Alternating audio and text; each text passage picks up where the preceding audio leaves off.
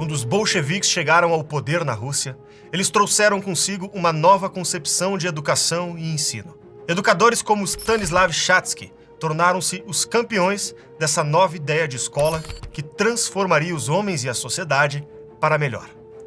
O projeto introduziu várias disciplinas novas, de caráter fortemente sociológico, voltadas para a construção de cidadãos conscientes e revolucionários, ao mesmo tempo em que desenfatizava a importância de disciplinas clássicas como matemática e o ensino da língua. Também eliminava o dever de casa, as provas, as notas de avaliação e diminuía a importância da disciplina, da formalidade e da hierarquia entre professor e aluno. E procurava enfraquecer o poder dos pais sobre os filhos, para que esses ficassem sob domínio completo dos professores, ou seja, do Estado.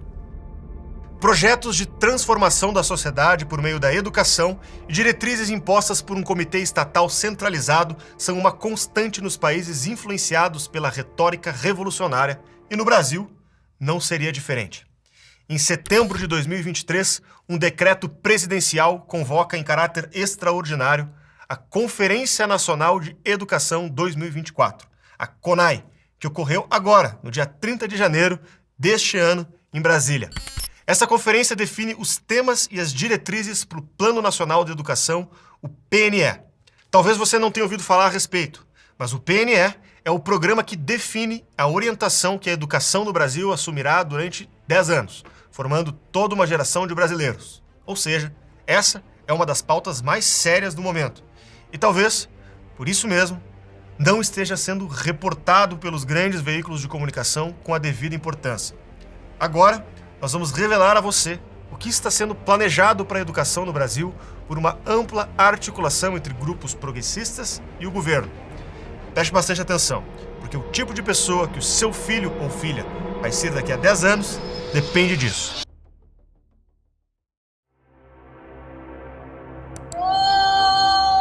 Educação voltou! Educação voltou! Democracia é isso. É respeitar diferenças, é respeitar o direito de um e do outro. Quer tomar café de manhã, almoçar, jantar. Se cuida, seu machista, a América Latina vai ser toda feminista. Se cuida, seu machista. Isso não pode faltar no seu kit democrático, não pode. Brochezinho apoio na massa, é isso, ó.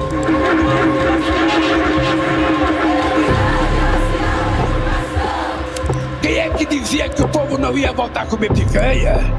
Quem é que dizia que o povo não ia voltar a tomar cervejinha?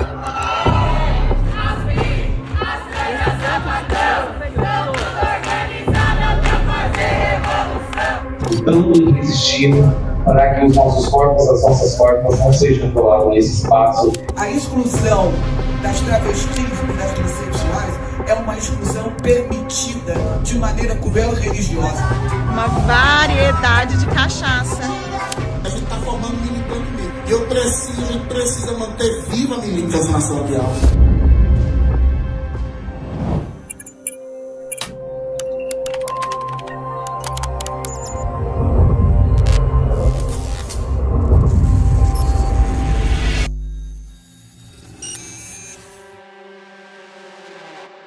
Em uma época normal, a criação e aprovação de uma diretriz para o ensino seria apenas uma matéria entediante e burocrática, sem nenhum interesse especial para o grande público. No entanto, não vivemos em uma época normal. O país se vê fraturado em duas visões de mundo opostas e hostis, que se enfrentam em vários campos, um dos quais é a educação. O que está em jogo não é nada menos do que a total conquista dos corações e mentes dos jovens do Brasil. Quando se fala em educação, o que está em jogo é o futuro. O Plano Nacional de Educação é um planejamento feito de 10 em 10 anos que visa estabelecer diretrizes e estratégias através de 20 metas para o avanço da educação brasileira. Todo o funcionamento do sistema educacional se baseia no PNE e, através das suas estratégias e diretrizes, busca-se o avanço da educação. Há muitos motivos para olhar com atenção para o processo que definirá o Plano Nacional de Educação para os próximos 10 anos. Para começar, o caráter extraordinário em que a Conferência Nacional de Educação foi convocada pelo governo. A participação desproporcional de agentes políticos sem nenhum conhecimento ou credibilidade no tema da educação, como o MST, CUT, a Associação Brasileira de Lésbicas, Gays, Bissexuais, Travestis, Transsexuais e Intersexos, bem como diversas ONGs e movimentos sociais cujos interesses se alinham com o de fundações estrangeiras, como a de Jorge Soros. Há também o fato de todo o processo ter sido conduzido de forma apressada e pouco transparente, e a hostilização e tentativa de silenciamento dos participantes não alinhados com as pautas progressistas. Olha, o documento, que tinha um monte de ataques e vários pontos deficientes, foi submetido aos municípios dias antes da realização de conferências municipais. Não houve tempo hábil para debate, para aprofundamento. Foi muito, muito corrido. Tanto assim que o decreto saiu em setembro, depois o documento saiu em cima da hora das conferências. Então, realmente, esse debate precisa ser bem aprofundado. A mídia sequer havia noticiado sobre a CONAI. Eu, pelo menos, não vi nenhuma notícia relevante sobre a CONAI, sobre a sua realização. E é um tema que deveria ser fortemente divulgado.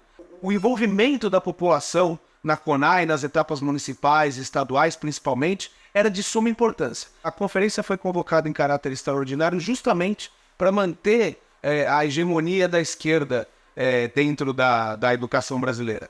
Esse quadro preocupante se confirma quando analisamos o teor do documento final, que servirá de base para a elaboração do PNE.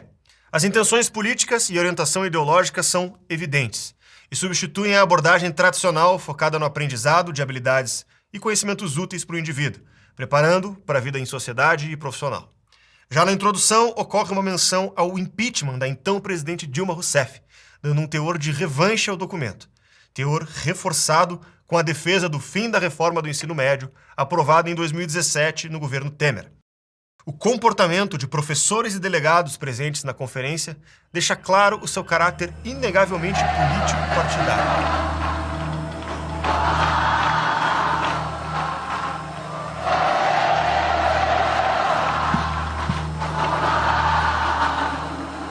A proposta atual, que veio no documento, ataca escolas militares, ataca educação privada, ataca escolas profissionais, ataca a participação de pais na vida dos filhos, ataca setor privado, ataca agronegócio. Então, esse não é um documento ideológico, isso tem que ser um documento que represente a educação brasileira.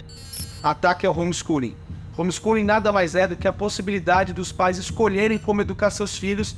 Isso é de suma importância em qualquer lugar do mundo, mas é mais ainda no Brasil, onde nós temos um modelo educacional totalmente falido. Então você não dá aos pais a possibilidade de ao menos escolher como educar os seus filhos e transferir isso para o Estado, é um modelo totalmente soviético e vai totalmente na contramão das liberdades individuais que nós defendemos. Atacaram também o agronegócio de maneira muito veemente, o agronegócio que sustenta o PIB brasileiro, o agronegócio que gera emprego e renda e o agronegócio que alimenta o mundo. A associação de pais que estava presente na CONAI foi a associação mais vaiada, mais xingada, mais hostilizada. E por fim, e não menos importante, fazem também um ataque brutal às escolas particulares. Tratam as escolas particulares como verdadeiros carrascos da educação. Bom, esses ataques às famílias educadoras, às escolas militares, a luta contra a doutrinação ideológica, as escolas privadas, tudo isso claramente vai contra os interesses de uma parcela significativa da população. E também atenta contra o princípio constitucional da pluralidade de concepções pedagógicas, que não é nunca colocado em prática. E também tem a luta contra o agronegócio, que cria ainda um ressentimento contra aqueles que produzem e geram riqueza no Brasil, que é uma postura típica de socialistas, né? E isso sem contar que o documento reforça pautas identitárias que não estão por si só atreladas à qualidade da formação intelectual das crianças. A sanha persecutória e revanchista salta aos olhos no uso despudorado de termos pejorativos para se dirigir a setores significativos da população que calham de não compartilhar os valores dos ativistas da CONAI.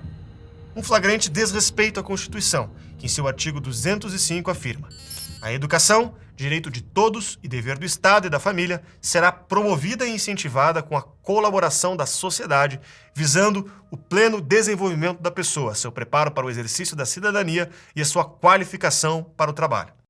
O documento final da CONAI está longe de ser um texto pautado por considerações técnicas e lastreado na vivência democrática. É um documento passional que reflete a visão de uma eterna luta ideológica em uma sociedade dividida entre nós contra eles, amigos ou inimigos. Assim, também encontraria o artigo 1º da Constituição, que preconiza o pluralismo político. O texto fala abertamente contra escolas cívico-militares, ignorando dados do próprio MEC, segundo os quais, em escolas que passaram a ser geridas pelo modelo de programa de escolas cívico-militares, a violência física foi reduzida em 82%, a violência verbal diminuída em 75% e a violência patrimonial em 82%. A evasão e o abandono da escola diminuíram em quase 80%. E 85% da comunidade respondeu satisfatoriamente ao ambiente escolar após a mudança para o modelo cívico-militar. Infelizmente, a CONAI parece operar por um parâmetro segundo o qual, se alguma coisa funciona e se é boa para o Brasil, deve ser interrompida imediatamente. Assim como no caso da experiência bolchevique do começo dos anos 20 da União Soviética, a noção de educação progressista moderna se afasta da experiência consagrada no ensino ocidental, que visa formar adultos dotados de cultura, conhecimento e capacitação, e privilegia o ensino de disciplinas de teor sociológico e identitário. Já não é mais uma educação para brasileiros, mas para determinados grupos privilegiados que deverão receber tratamento especial. Nessa visão, o ensino tradicional de disciplinas como matemática e português é visto como mera ferramenta perpetuadora de opressão e preconceito. Agora, o domínio da matemática é associado com o racismo e colonialismo. E o mesmo acontece com o domínio da norma culta da língua. É possível ver claramente o que a CONAI considera como os elementos mais importantes da educação. O termo racismo aparece 24 vezes no documento. Sexual aparece 26 vezes. Gênero, 39. Diversidade, 137 vezes. O termo matemática aparece apenas 4 vezes. Em uma dessas vezes, é apenas para fazer a ressalva de que o resultado do desempenho dos estudantes ou sua proficiência em língua portuguesa e matemática não é parâmetro suficiente para definir a qualidade da educação. O que é bastante conveniente, considerando que o Brasil consistentemente tira os últimos lugares em todo tipo de ranking educacional mundial. Certamente, é mais fácil mudar no Brasil os parâmetros pelos quais a educação é avaliada no mundo inteiro do que efetivamente elevar a qualidade da educação. O declínio da educação no Brasil é uma ferida antiga na alma nacional, que décadas de governo de esquerda apenas pioraram, apesar das promessas. A progressão continuada, que passa os alunos de ano, mesmo que não tenham aprendido nada, inundou o mercado com profissionais que desconhecem os rudimentos da matemática e da própria língua, ao ponto que antigas referências de qualidade no quesito, hoje em dia, cometem erros grotescos costumeiramente. Esse é o resultado prático das diretrizes educacionais que assolam o país há décadas e que agora retornam com força redobrada. Há também a questão de que falta ao texto final da CONAI o rigor técnico e a objetividade que se espera de um documento que vai nortear ações em escala nacional. O texto parece ignorar a necessidade de fundamentar as propostas de maneira prática, como se partisse do pressuposto de que essas propostas já estão justificadas sem necessidade de maiores explicações. O texto tampouco se preocupa em oferecer indicadores adequados para monitorar o progresso efetuado, ou em se certificar de que determinados valores são alcançáveis dentro dos prazos estabelecidos. Esse já é um problema crônico do PNE. Por exemplo, em sua edição anterior, de 2014, ela já estipulava que 10% do PIB nacional seria destinado à educação. Uma meta irreal, até para países de primeiro mundo, que nunca foi alcançada e que mascara o fato de que o problema da educação no Brasil é, em grande parte, um problema de gestão e não de verbas. Um documento sério traria propostas de onde esses recursos sairiam, se viriam de outras áreas, de novos impostos, entre outras informações indispensáveis. A ausência desse tipo de preocupação é, no mínimo, intrigante, considerando que o governo federal já disponibilizou guias práticos para o desenvolvimento e a avaliação de resultados em políticas públicas, mas a CONAI não utilizou nenhum deles. Fica-se com a impressão de que o PNE, em vez de um documento sério, norteador de ações, é uma grande lista de desejos sem nenhuma conexão com o que é possível fazer na vida real. Mas talvez essa nunca tenha sido a preocupação norteadora da CONAI, e o verdadeiro poder de ação do PNE 2024 esteja em outra parte.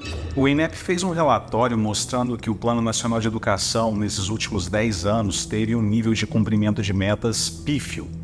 E ninguém foi responsabilizado por isso, e ninguém parece procurar entender o que deixou de ser feito para que essas metas fossem cumpridas. E não se vê no plano que foi aprovado e pensado agora na CONAI uma disposição para que essa situação seja mudada. Então não acredito no poder transformador do documento ali como um norteador da melhoria da qualidade. Mas a gente também não pode subestimar o peso político dele, visto que se algum gestor municipal ou estadual quiser propor uma política educacional mais focada na qualidade técnica e tirar todo esse caráter ideológico da educação, o Plano Nacional de Educação pode ser usado para prejudicar um trabalho como esse através do ativismo judicial e midiático, por exemplo.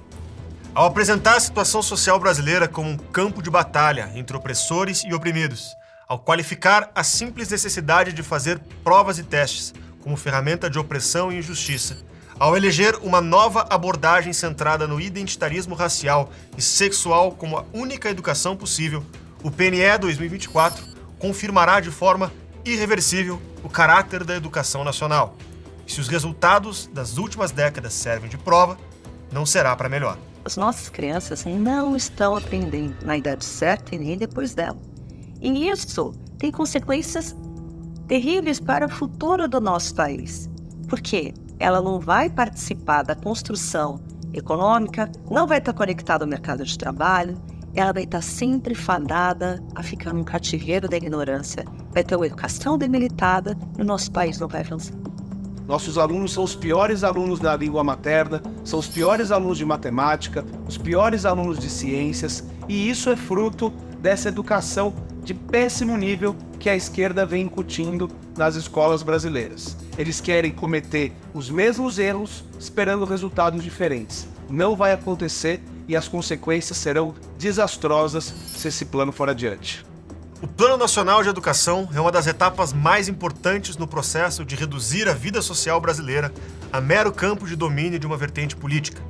Já faz algum tempo que as escolas se tornaram prédios, onde os seus filhos entram como crianças inocentes e saem jovens que odeiam tudo que você ama e desprezam tudo que você respeita.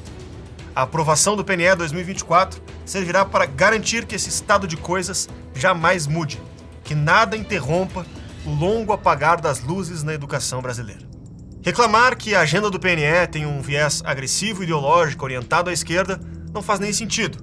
É como reclamar que os círculos são redondos, uma vez que as pessoas que compuseram todo o processo são assumidamente militantes de esquerda, que fazem o que militantes de esquerda fazem.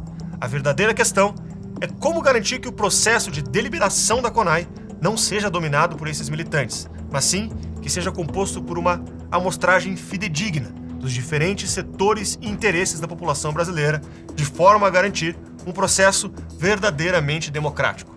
Esse é o desafio que se coloca diante de todos os pais brasileiros que não querem acordar daqui a 10 anos com um jovem hostil dentro de casa. Agora o projeto vai para o Congresso e a gente precisa contar com a oposição para derrubar integralmente esse documento, até porque esse Plano Nacional de Educação que foi proposto não está de acordo com o que a maioria da população acredita, até porque o CONAI foi mais um encontro de militantes. E o que precisa ser feito é propor nas comissões algumas emendas que deem um caráter mais técnico e menos ideológico para o documento. A gente precisa pensar em metas claras de melhoria de qualidade, pensar em bons indicadores e principalmente pensar na responsabilização dos atores educacionais, porque não se fala em responsabilidade quando a educação vai mal aqui no Brasil. Tudo vai depender da nossa mobilização. A gente sabe que a esquerda é historicamente mobilizada, mas está acontecendo algo muito bacana.